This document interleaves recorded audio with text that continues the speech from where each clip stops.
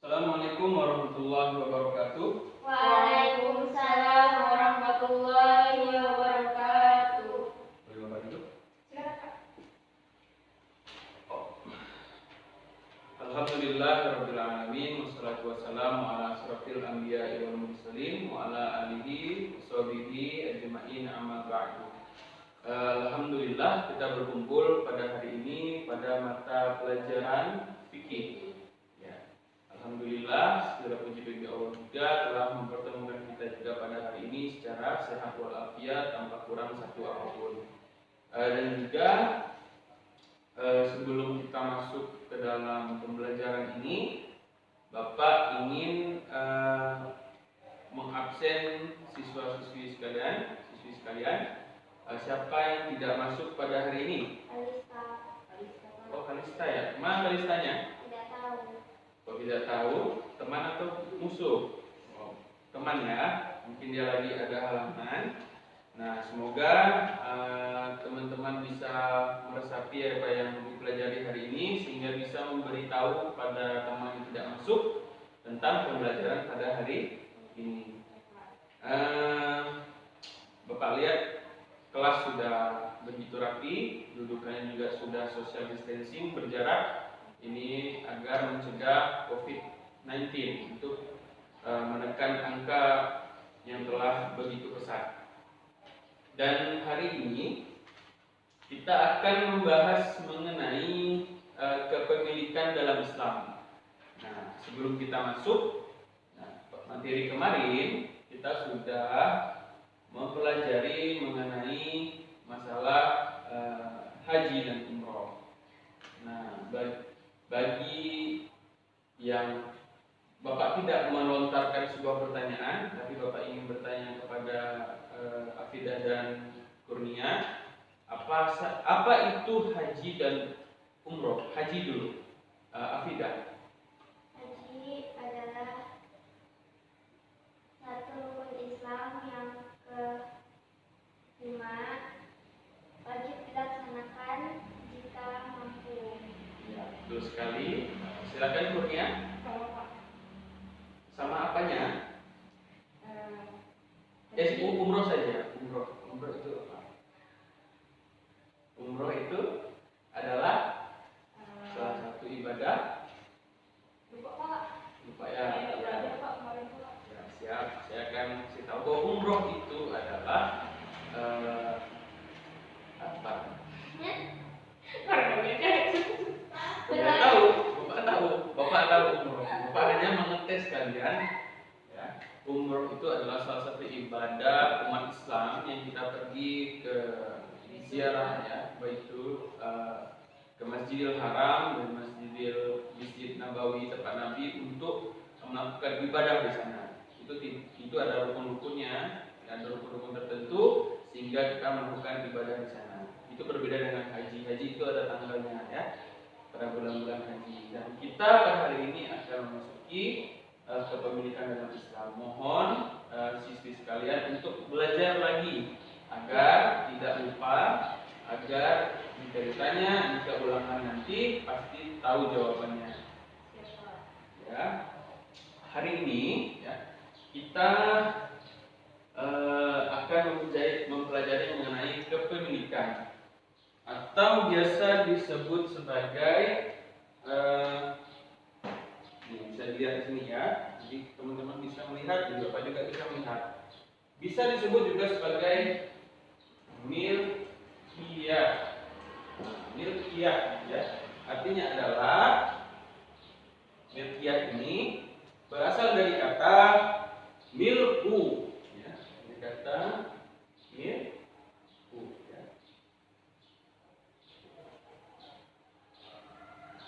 Berasal dari kata milku bahasanya, artinya sesuatu yang berada dalam kekuasaannya. Jadi ini milku artinya sesuatu yang berada dalam kekuasaannya. Ya, jadi dari milkiyah ini adalah kepemilikan artinya. Ya. Ada satu harta atau barang. Kepemilikan ini identik dengan harta atau barang. Contoh harta adalah baju Afidah, itu adalah harta misalnya HP korunia itu adalah harta, dan juga adalah iman adalah harta yang tidak dapat dijual beli. Matanya kenapa sakit ya? Ya, hari ini kita akan mempelajari milkiyah. Nah, sebelum itu Bapak akan menjelaskan dulu mengenai penelitian milkiyah. Milku artinya, yang Bapak tulis itu adalah sesuatu yang berada dalam kekuasaannya. Sedangkan milkiyah adalah menurut istilah adalah sesuatu harta atau benda ya yang secara hukum dapat dimiliki oleh seseorang untuk dimanfaatkan atau dibenarkan. Misalnya ini adalah siapa? Ini Bapak, yaitu adalah milkiyah, yaitu milik Bapak secara istilah. Dan ini dibenarkan dan untuk dipindahkan penguasaan kepada orang lain. Dan tidak dapat ya, hukum dapat dimiliki oleh seseorang untuk dimanfaatkan dan dibenarkan untuk dipindahkan penguasaan kepada orang lain. Nah, ada syarat-syaratnya nih, seperti dalam Al-Quran. Astagfirullahaladzim. Mana ini? Seperti dalam Al-Quran. Bapak kehilangan ini.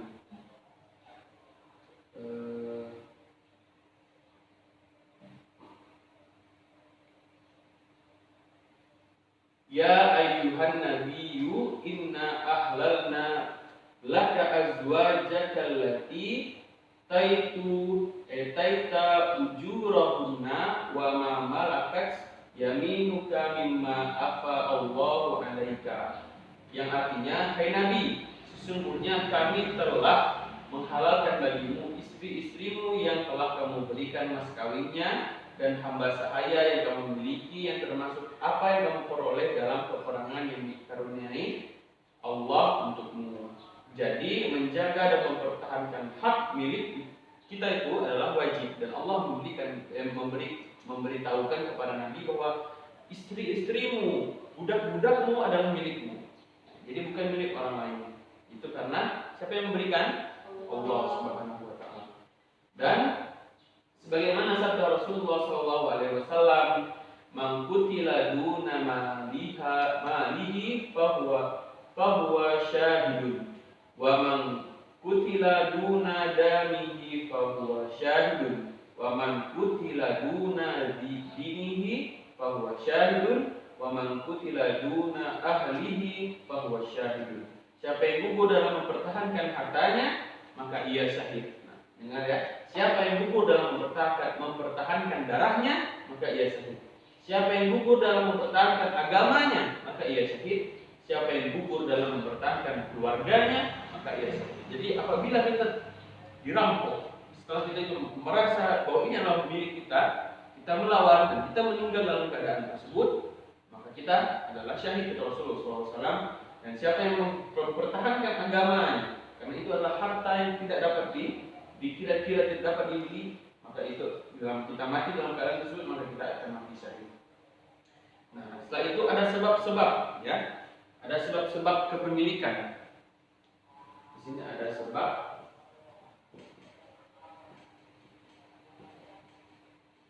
Dibaca. Amin, ya. Bisa. Yang pertama, sebab-sebab kepemilikan, Bapak akan menjelaskan bahwa barang atau harta itu belum ada pemiliknya secara sah atau ihrazul mubuhat. Contohnya, ikan di sungai, ikan di laut, hewan, buruan, burung-burung di alam bebas itu belum ada kepemilikannya secara sah. Jadi ada sebab-sebab. Ini yang pertama. Yang kedua, barang atau harta itu dimiliki karena melalui akad. Ada bil uqud, contohnya beli HP, beli es krim, beli lainnya.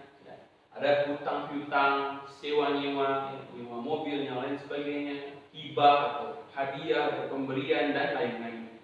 Nah, barang atau harta yang ketiga, barang atau harta itu dimiliki karena warisan. Nah, ada warisan dari siapa? Dari bapaknya, dari ibunya, ya. Mendapat bagian harta pusaka dari orang tua, ya. Mendapat barang dari wasiat ahli waris. Nah, itu yang ketiga. Yang keempat, harta atau barang yang dapat diperkembangbiakkan. Contohnya telur dari ayam yang dimiliki. Nah, anak sapi, dari sapi yang dimiliki dan lain-lain. Terus ya. Habis itu ada yang ketiga, yang selanjutnya yang kita bahas macam-macam kepemilikan. Kepemilikan ini ada banyak macam-macamnya. Yang pertama apa? Kepemilikan penuh atau milk tam, yaitu penguasaan dan pemanfaatan terhadap benda-benda atau harta yang dimiliki secara bebas dan digunakan secara hukum. Jadi kita memiliki harta, terus kita gunakan, kita olah lagi harta tersebut sesuai dengan secara hukum. Yang kedua adalah kepemilikan materi, itu kepemilikan seorang terhadap benda atau barang terbatas kepada penguasaan materinya saja. Jadi hanya menguasai materinya, hanya memiliki materinya saja. Yang ketiga, kepemilikan manfaat, kepemilikan seorang terhadap benda atau barang terbatas kepada pemanfaatannya saja. Jadi dia hanya memanfaatkan.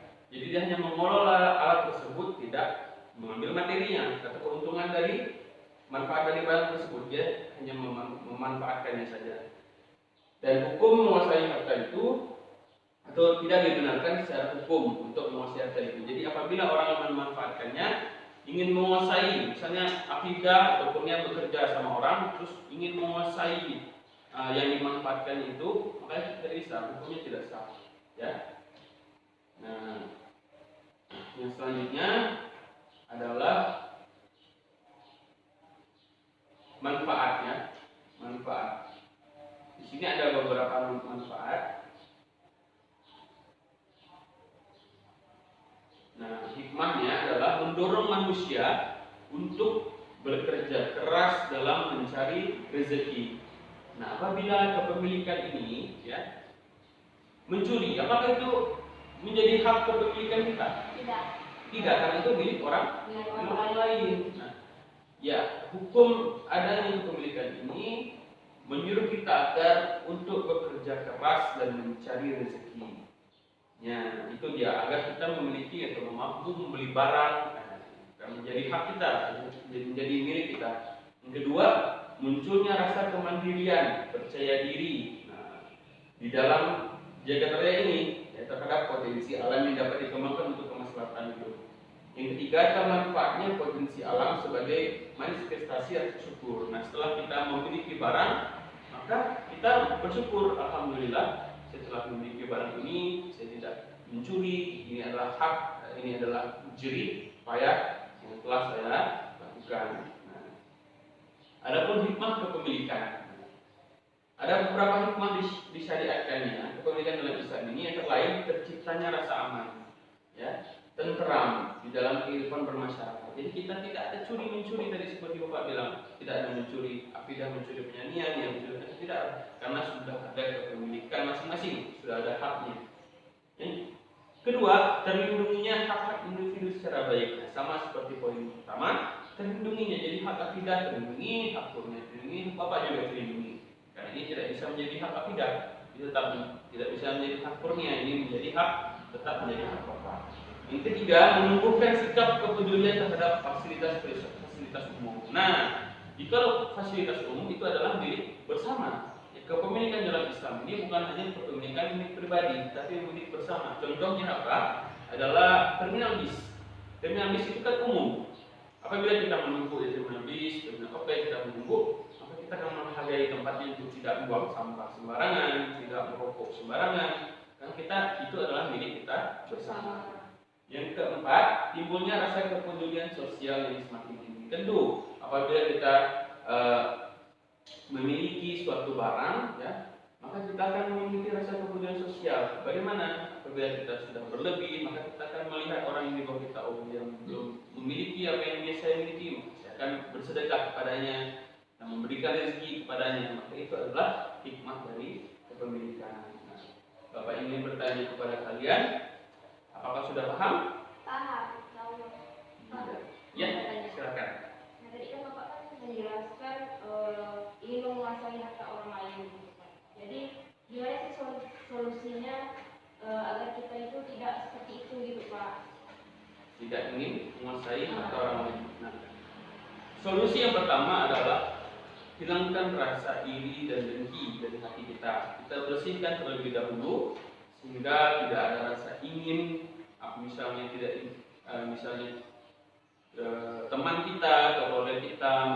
barang baru, kita juga ingin beli kan, itu namanya hawa nafsu. Nah, itu harus kita kendalikan. Nah, solusinya adalah dengan menumbuhkan sikap rasa syukur. Kita bersyukur dengan apa yang telah kita miliki. Jadi apabila kita bersyukur, alhamdulillah ini Bapak sudah ada. Apabila akidah kurnia beli HP baru, Bapak tidak tergiur karena Bapak sudah bersyukur, alhamdulillah HP ini walaupun sudah jelek, tapi masih bisa berfungsi sebagaimana mestinya. Nah, seperti itu kurnia. Ada lagi pertanyaan? Kan tadi Bapak bilang kalau hewan di luar kalau hewan kayak burung, ikan segala itu belum ada hak pastinya punya siapa gitu kan. Iya. Saya kan punya kucing, ini kucingnya belum punya saya. Nah, yang perlu diperhatikan di sini adalah yang termasuk kepemilikan umum itu adalah seperti yang dijelaskan ikan-ikan di sungai, ikan-ikan di laut, burung-burung melata di daratan dan hewan liar. Nah, apakah kucing tersebut masuk ke dalam hewan liar? Tidak, tetapi tersebut memiliki tuannya, memiliki pemiliknya, maka dia termasuk atas kepemilikan dari afidah. Nah, bukan seperti kurnia yang tidak punya kucing, bukan berarti itu kucing afidah, karena afidah sudah memeliharanya dari kecil, dia sudah tidak liar lagi, dia sudah jinak, maka dia adalah milik afidah. Seperti itu. Sudah jelas? Nah, itu adalah kepemilikan di dalam Islam. Setelah itu, Bapak ingin kalian lebih mempelajari lagi mengenai materi kepemilikan ini, memperdalamnya lagi, mencari referensi lain lagi agar kalian lebih paham, agar kalian lebih bisa mempraktikkan dalam kehidupan sehari-hari. Nah, setelah itu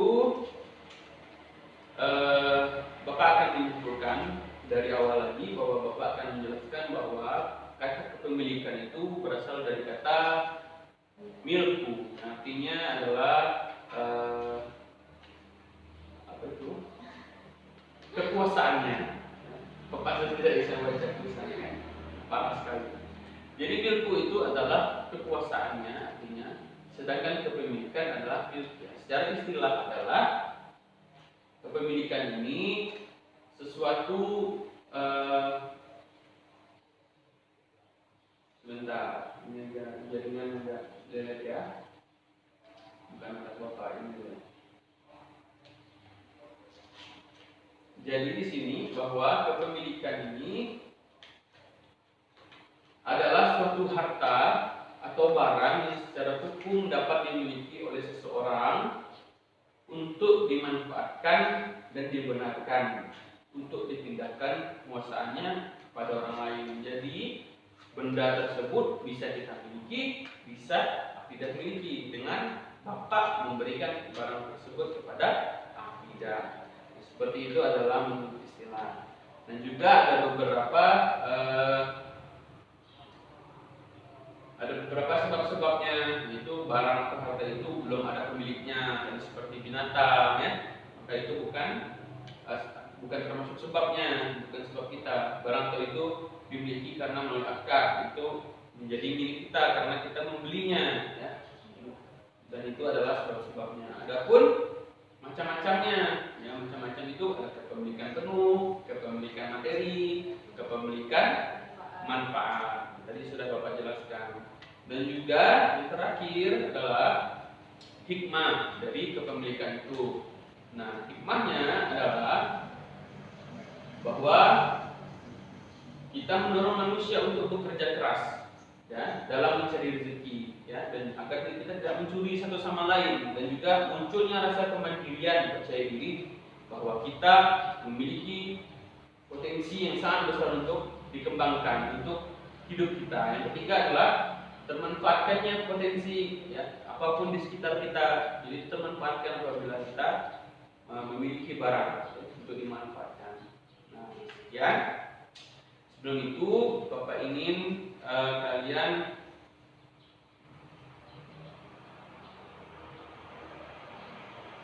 minggu depan kita akan memasuki pelajaran mengenai zakat ya. Nah, Bapak harap setelah kalian mempelajari ini di rumah, kalian buka sedikit-sedikit mengenai apa itu zakat, apa itu zakat mal, zakat fitrah, maka minggu depan kita akan membahas lebih dalam lagi apa itu zakat, seperti halnya kita membahas kepemilikan dalam Islam ini. Nah, Bapak harap kalian belajar sungguh-sungguh, ya. Kalian terus belajar, jangan malas-malasan. Ya, sebentar lagi kalian akan memasuki jenjang yang lebih tinggi, makin hari kalian makin dewasa, dan semoga kalian mendapat berkah dengan mempelajari fikih ini. Amin amin ya rabbal alamin. Nah, alhamdulillah Bapak cukupkan pertemuan pada hari ini.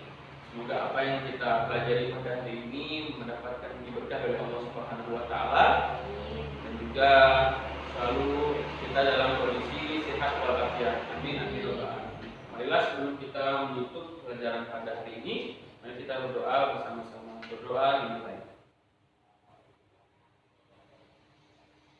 Berdoa selesai. Bapak akhiri. Assalamualaikum warahmatullahi wabarakatuh.